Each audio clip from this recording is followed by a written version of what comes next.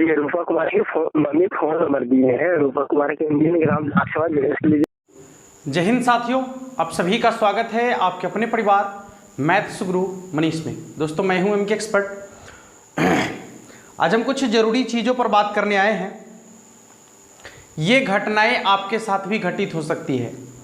ये जो क्राइम है ये आपके साथ भी ऐसा घटित हो सकता है। इसलिए आप सबों को सावधान करने आए हैं कि इस क्राइम में बहुत सारे लोग को जो है काफ़ी कहा जाए तो ठगा गया है इस क्राइम के माध्यम से।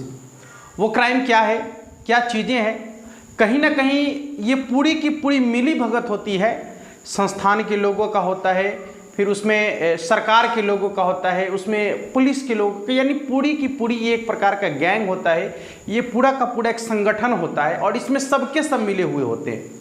ठीक है, अन्यथा इस प्रकार के क्राइम को रोका जा सकता है। जो क्राइम करने वाले होते हैं वे बेहिचक अपने फ़ोन से किसी को फ़ोन करते हैं और इस तरीके से उन्हें बलगलाकर पैसे वगैरह डिस्ट्रैक्ट करते हैं। तो ये क्राइम रोका जा सकता है, लेकिन इस पर कहा जाए तो किसी भी प्रकार का कोई एक्शन नहीं लिया जाता है।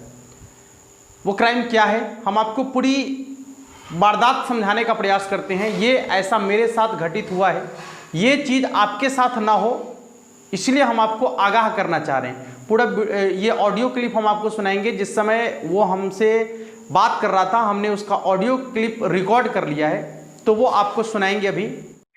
जी, रूपा कुमारी की मम्मी फोन नंबर दिए हैं। रूपा कुमारी के इंडियन ग्राम डाक सेवा के लिए जो फॉर्म अप्लाई करे है ना, इसमें इंडियन ग्राम डाक सेवा जुड़ियस।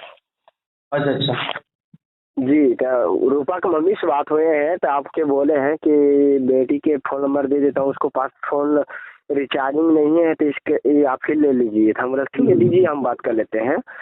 तो देखिए, रूपा कुमारी इंडियन ग्राम डाक सेवा जुड़ियस के लिए जो फॉर्म अप्लाई करे हैं उनको डेट बर्थ हो गया है रूपा कुमारी के 20/2/1998 है ना। जी, 10वीं क्लास पास है 2014 में ना। जी, बिहार स्टेट से बात हो रही है ना। हेलो। हाँ, बिहार स्टेट से बात हो रही है।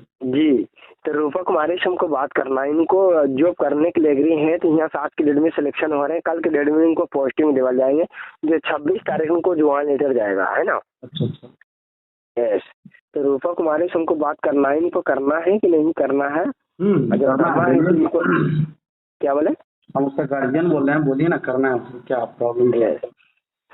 करने के लिए एग्री है तो इनको आज की डेट में अपनी सिलेक्शन करवाने के लिए एग्री हो जाना है ना। जो सिलेक्शन जैसे हो जाता है 5 मिनट के अंदर अंदर आपके सिलेक्शन का मैसेज छूट जाता है। जो इसमें आपको जो क्या बोले बेटा? आप कहाँ से बात कर रहे हैं? जी, मैं बात कर रहा हूँ नई दिल्ली पटेल चौक डाक सेवा हेड ऑफिस से बात कर रहे हैं हम। अच्छा, हाँ, तो बोलिए।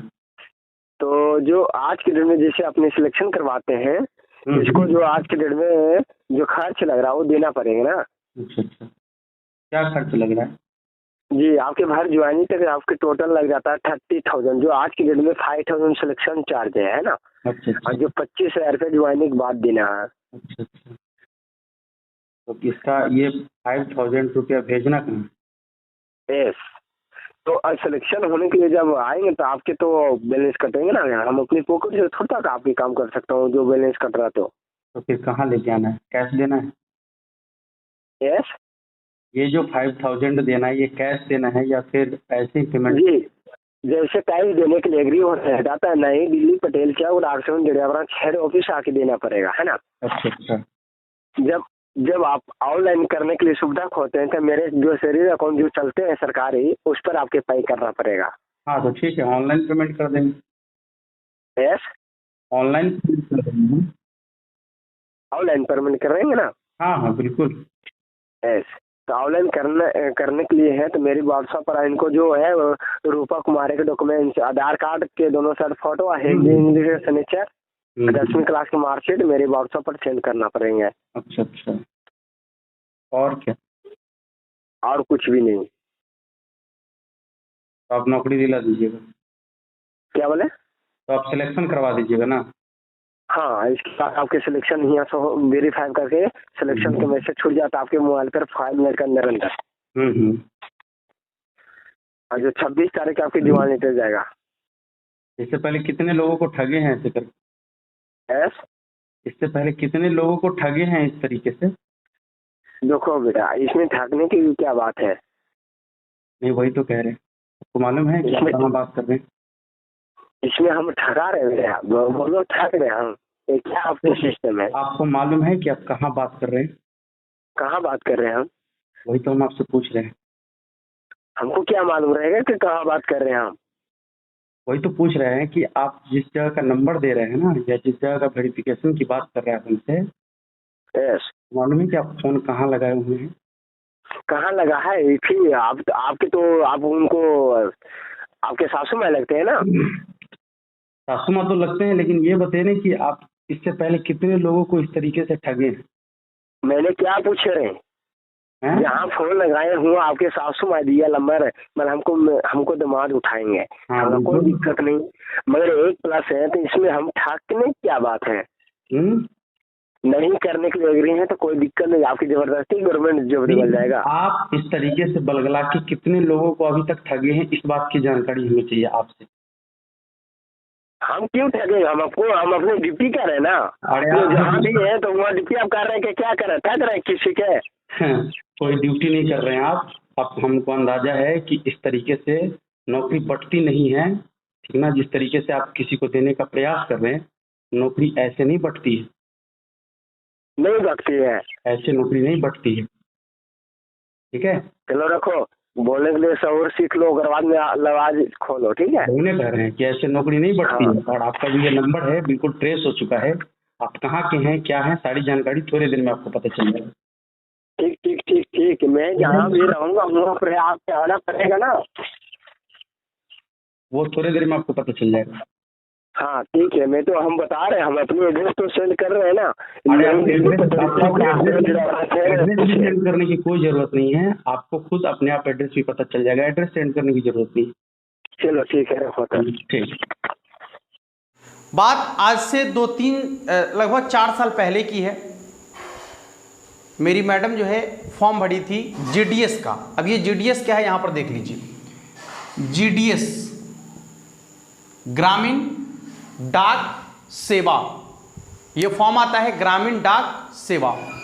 तो इस फॉर्म में जो है नंबर बेस के आधार पर बच्चों का सिलेक्शन होता है, यानी जिनका नंबर ज़्यादा होता है, इसमें कोई एग्जाम वगैरह नहीं लिया जाता है, तो नंबर बेसिस के आधार पर जो है बच्चों का सिलेक्शन होता है इसमें।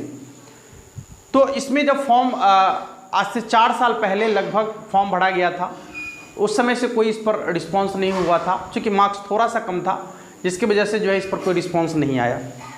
और आज ये घटना है 3 तारीख, यानी पिछले कल की घटना है। वीडियो आज लोड कर रहे हैं हम, ये पिछले कल की घटना है। लगभग दोपहर को फ़ोन आता है, ठीक है, उसके घर वाले के मोबाइल पे, क्योंकि उस समय जो है वही फ़ोन नंबर दिया गया था, तो उसके घर के मोबाइल पर फ़ोन आता है, यानी मम्मी के मोबाइल पर, अर्थात मेरी सासू माँ के मोबाइल पर फ़ोन आता है। ये फ़ोन आता है कि रूपा कुमारी का जो है ग्रामीण डाक सेवा में जो है सिलेक्शन होने का प्रोसेस होने वाला है, और उनका जो है डॉक्यूमेंट वेरिफिकेशन के लिए उनके डॉक्यूमेंट की ज़रूरत है। ऐसा फ़ोन आता है, और वो अपने आप को ये बताते हैं कि हम दिल्ली के हेड ब्रांच से बात कर रहे हैं, दिल्ली के मेन ब्रांच से बात कर रहे हैं। तो वो फ़ोन नंबर, हमारा फ़ोन नंबर वहाँ से मिल जाता है, तो फिर वो हमें फ़ोन करता है। अच्छा, आप ये बताइए सबसे पहली चीज़ कि इस तरीके से नौकरी बढ़ती है क्या? फ़ोन करके, जब बच्चे एग्ज़ाम दे कर परेशान हैं, कंपटीशन का एग्ज़ाम दे कर परेशान है, यहाँ लोग इंटरव्यू दे कर परेशान हैं, और इस तरीके से फ़ोन करके नौकरी बढ़ती है क्या? और सबसे पहली चीज़ कि ये डाटा लीक कैसे होता है?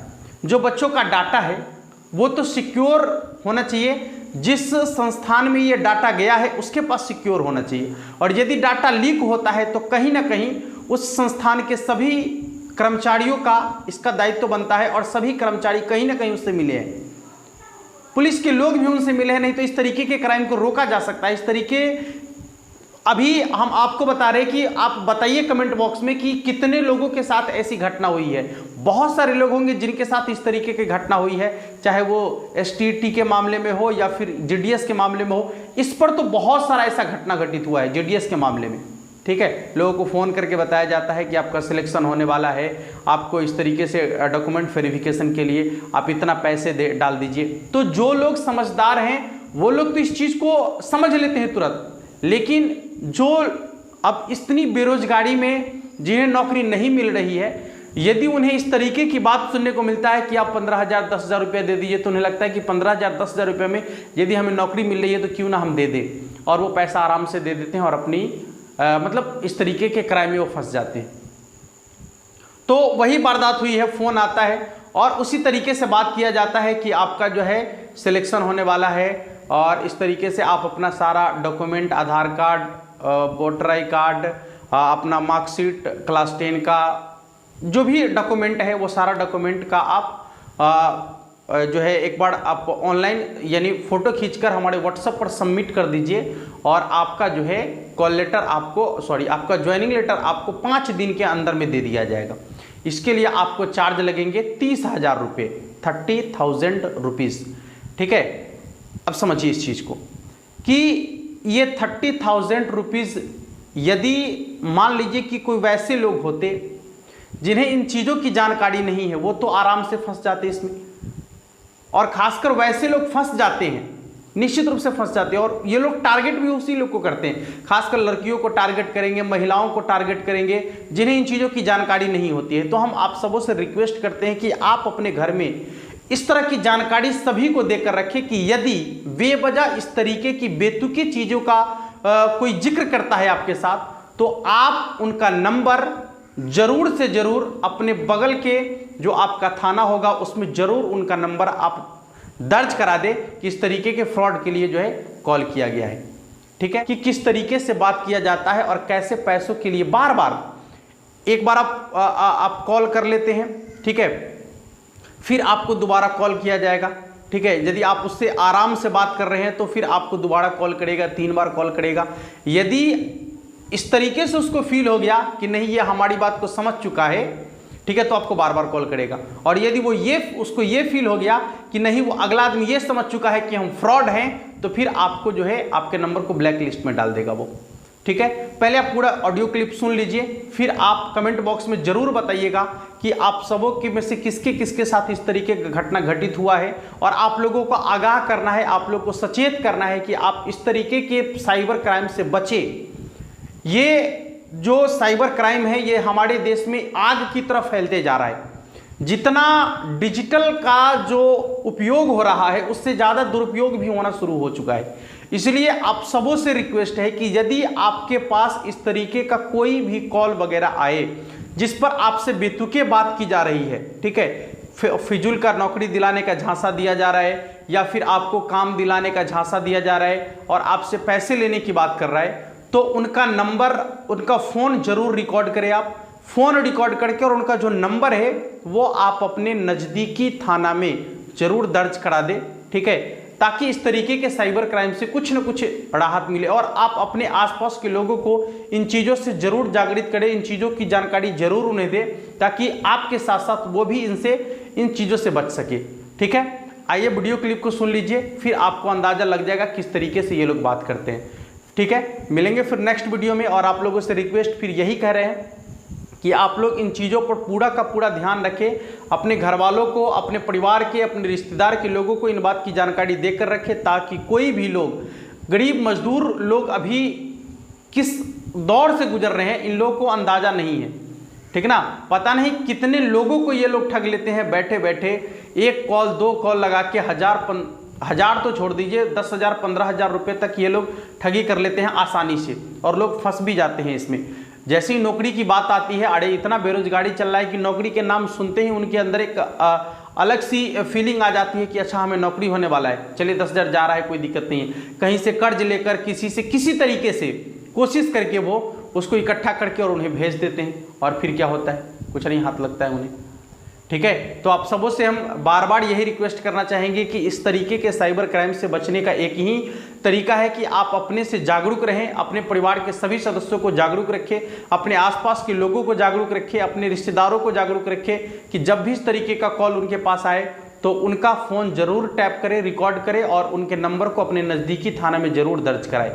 ठीक है दोस्तों, चलिए मिलते हैं फिर नेक्स्ट वीडियो में, तब तक के लिए जय हिंद।